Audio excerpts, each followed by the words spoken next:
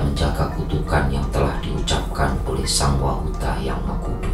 Apakah ia bangsawan atau abdi, tua atau muda, laki-laki atau perempuan, Wiku, Patih, Wahuta, Rama, siapapun merusak kedudukan desa Sangguran yang telah diberikan Sima kepada Punta di Mananjung, maka ia akan terkena karmanya.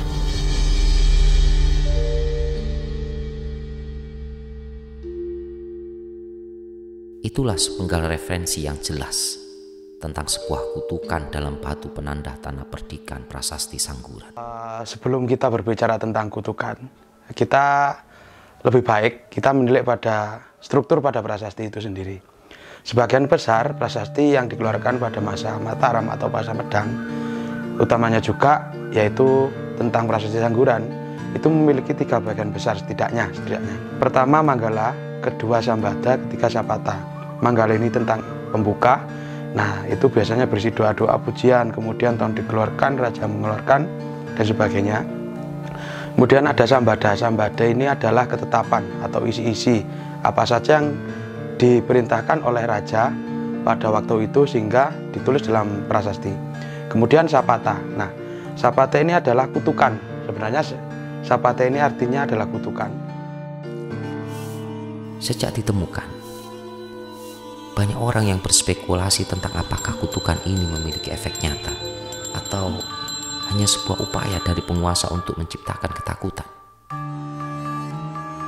Yang diracunkan atau disuntikkan kepada pemikiran masyarakat adalah tentang prasasti ini adalah prasasti kutukan, dengan alasan semoga masyarakat ini berpikiran negatif atas prasasti ini. Alasannya adalah untuk mempermudah Raffles untuk membawa aslinya prasasti ini ke Skotlandia. Beberapa cerita dan legenda juga muncul seputar prasasti ini, dengan orang-orang yang percaya bahwa kutukan ini masih berlaku dan telah membawa malapetaka kepada keturunan penguasa. Benar dan tidak, percaya atau tidak, tapi sudah ada bukti. Pada tahun 1826 Raffles pun meninggal. Dan sementara itu yang terjadi pada Master Stone, selama menerima atau setelah menerima prasasti ini, beliau pun akhirnya diberhentikan dari jabatannya sebagai gubernur jenderal di wilayah Hindia Belanda. Dan yang paling penting lagi, dari keturunan Bupati Malang ketika itu tidak ada satupun yang melanjutkan pemerintahan di wilayah Malang. Di balik mitos kutukan-kutukan yang beredar, terdapat anugerah yang berlimpah bagi masyarakat tanah perdikan Sangguran. Di dalam isi prasasti sendiri itu sudah cukup menjelaskan bahwa daerah ini dibebaskan untuk tidak membayar pajak. Kemudian ada beberapa jabatan tertentu yang juga tidak dibolehkan untuk mengambil pungutan dari semacam derma yang sudah diberikan oleh masyarakat untuk daerah perdikan itu sendiri. Makanya itu kemudian oleh Jawawa diberikan hak yang istimewa, itu Sima, kepada para juru gusali. Kita terimbas dari kunjungan wisata, dari orang yang tidak tahu menjadi tahu. Dan memang pada realitanya selama ini keadaan dan keberadaan Prasasti Sangguran pun tidak pernah diberitakan atau diajarkan di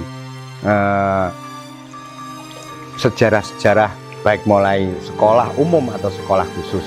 Dan semenjak prasasti ini ada, ternyata banyak mahasiswa yang datang ke sini untuk kemudian menggali dan mencari tahu di mana keberadaannya.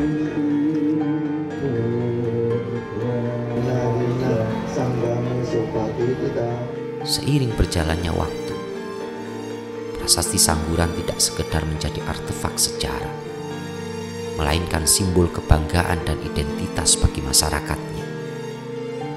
Prasasti ini membawa mereka bersama-sama dalam perasaan solidaritas dan kebanggaan akan warisan budaya yang mereka miliki. Prasasti Sangguran tetap menjadi salah satu misteri arkeologi dan sejarah yang menarik, dengan banyak pertanyaan yang belum terjawab. Meskipun kutukan dalam teks itu mungkin hanya mitos belaka. Prasasti ini terus menginspirasi penelitian lebih lanjut dan mempertahankan daya tariknya sebagai bagian dari warisan budaya yang kaya dan kompleks.